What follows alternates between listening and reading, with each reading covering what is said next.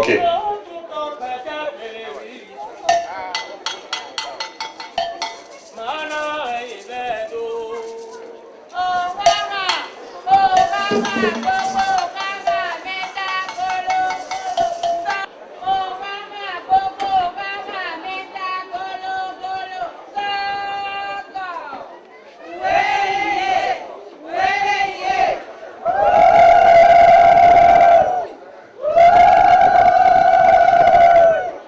Odada sebo mawanude, wekono wa ubenude, niwa boa semebo. Dada sebo mawanude, wekono wa ubenude, niwa boa semebo. Oh gaga, bobo gaga, meta golo golo, saka.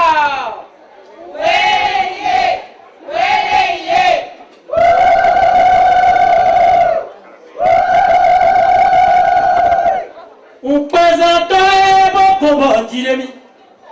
Afọmajà kúndé tí ó wá kìdí rò tó wọn lápá wọn pàdó kù sọmẹ.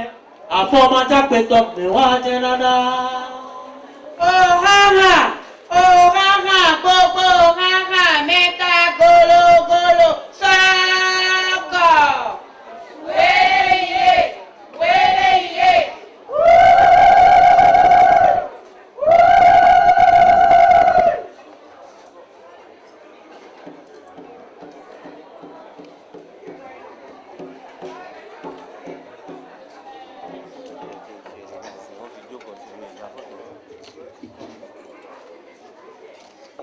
Mesdames et messieurs, bonsoir. Je vous salue au nom du groupe Bwediga. Nous sommes une association qui faisons la promotion de la danse traditionnelle africaine. Et ce soir, nous allons vous montrer, nous allons vous présenter comment on fait la fête dans les royaumes d'Afrique. Et donc, on va laisser les princesses faire une danse du royaume. Je vous remercie d'applaudir le groupe Bwediga, s'il vous plaît. Let's give them a big applause. Applaudissons à Bwediga.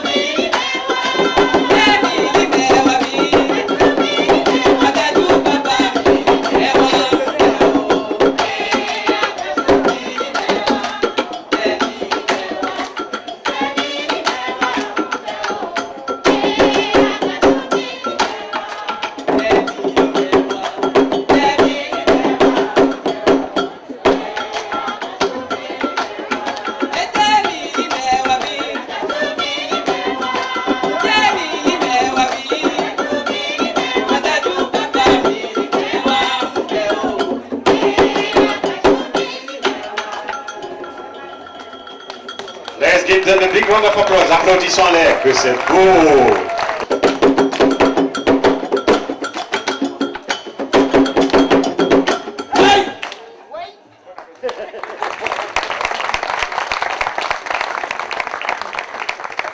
Olulili mahamene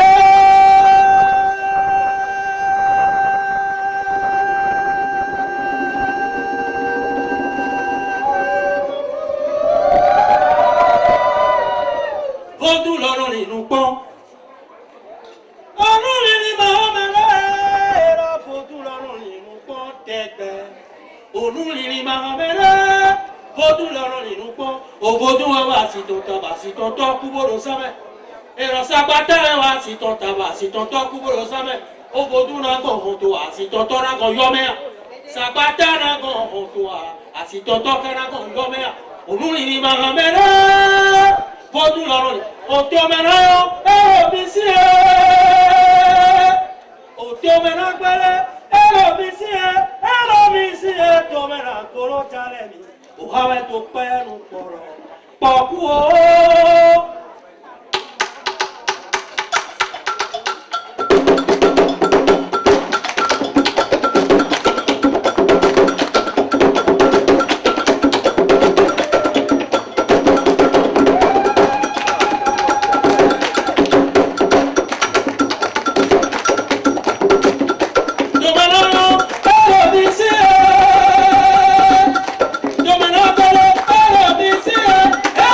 Yeah.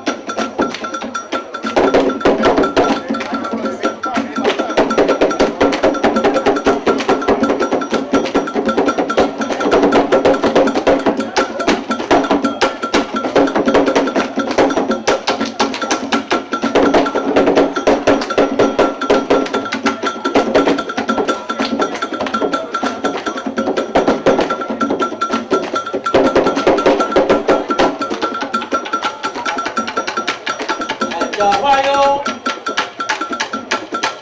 Omele, Pitola Kwazisa. Omele, Pikudo Akwazisa.